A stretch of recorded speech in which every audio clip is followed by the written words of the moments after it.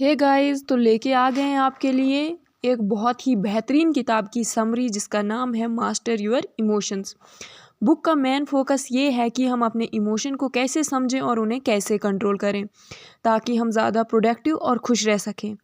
ये किताब इमोशन को समझने के लिए साइंटिफिक और साइकोलॉजिकल पर्सपेक्टिव प्रोवाइड करती है।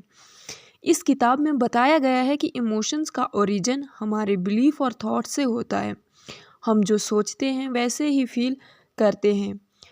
मतलब अगर आप नेगेटिव थॉट्स सोच रहे हैं तो आपका मूड भी नेगेटिव होगा, और अगर आप पॉजिटिव सोच रहे हैं तो आप खुश फील करेंगे। ये किताब बताती है कि नेगेटिव इमोशन जैसे गुस्सा, उदासी, एंजाइटी कैसे हमारे मेंटल और फिजिकल हेल्थ को अफेक्ट करती है। इससे आपका फोकस, मोटिवेशन और प्रोडक्टिविटी भी कम हो जाती है। इसलिए इन इमोशंस को पहचान कर कंट्रोल करना बहुत ज़रूरी है।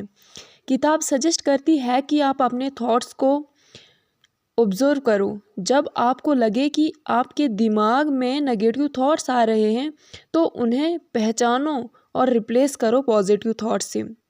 ये एक प्रैक्टिस है जो आप डेली कर सकते हैं।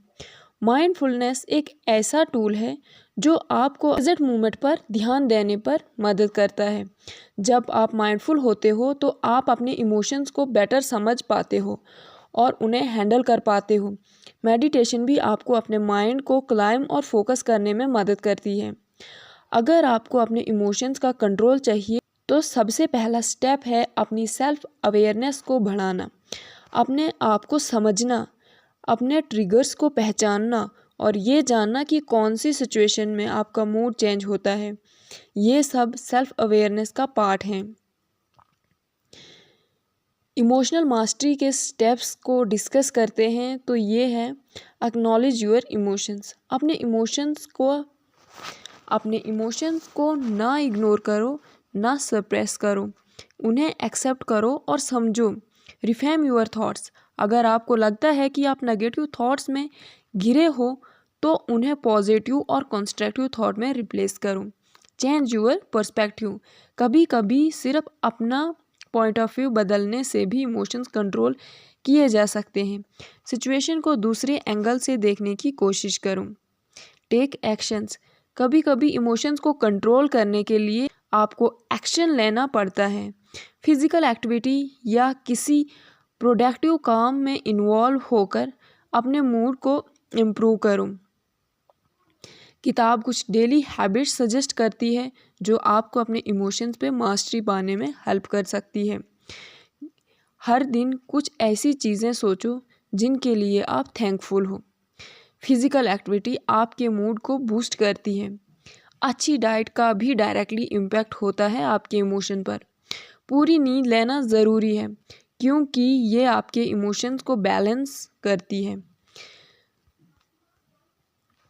किताब ये भी बताती है कि हम अक्सर अपने इमोशंस को एक्सटर्नल सिचुएशन के बेसिस पर डिपेंड करते हैं, जैसे कि कोई दूसरा इंसान कैसे बिहेव कर रहा है या फिर कोई सिचुएशन कैसी है। लेकिन सच ये है कि इमोशंस का असली कंट्रोल हमेशा हमारे पास ही होता है। अगर हम अपने इंटरनल थॉट्स और रिएक्शन को कंट्रोल करना सीख लें तो हम अपने इमोशंस को भी कंट्रोल कर सकते हैं, चाहे एक्सटर्नल सिचुएशन कैसे भी हो।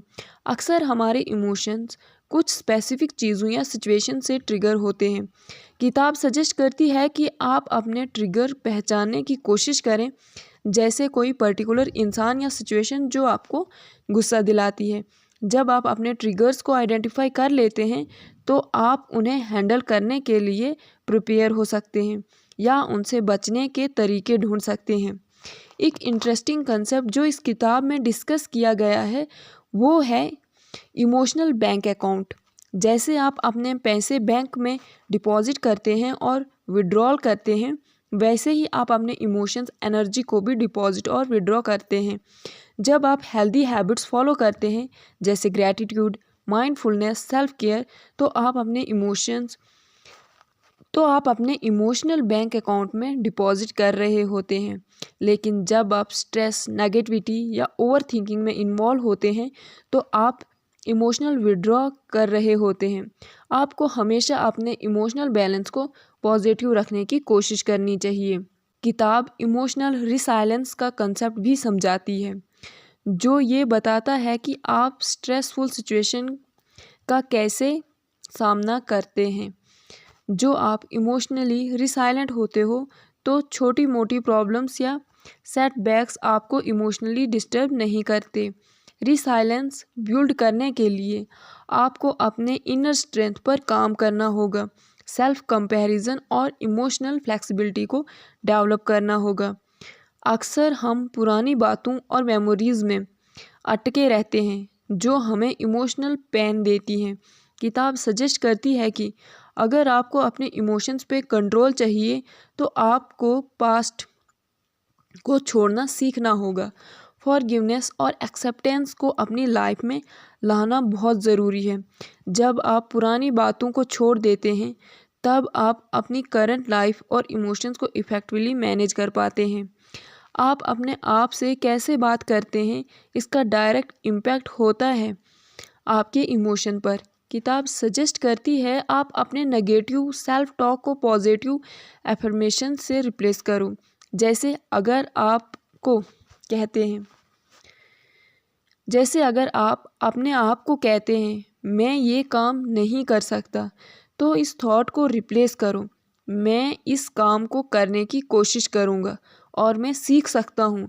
ये स्मॉल चेंज आपके मूड और कॉन्फिडेंस में बहुत बड़ा फ़र्क ला सकता है। इस किताब में ये भी कहा गया है कि अक्सर हम उन चीज़ों पर फोकस करते हैं जो हमारे कंट्रोल में नहीं होती, जैसे दूसरों का बिहेवियर या अनप्रिडिक्टेबल सिचुएशंस। इसलिए अपने फोकस को उन चीज़ों पर रखो जो आपके कंट्रोल में हैं, जैसे आपका रिएक्शन, आपके थॉट्स और आपके एफर्ट्स। जब आप सिर्फ अपने कंट्रोल में जो चीज़ें हैं उन पे फोकस करते हैं तो आप अपने इमोशंस को भी ज़्यादा इफ़ेक्टिवली मैनेज कर पाते हैं।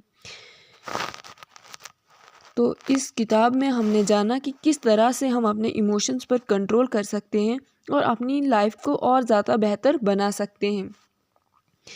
अगर आपको वीडियो पसंद आई होगी तो चैनल को सब्सक्राइब और वीडियो को लाइक करना ना भूलें। धन्यवाद।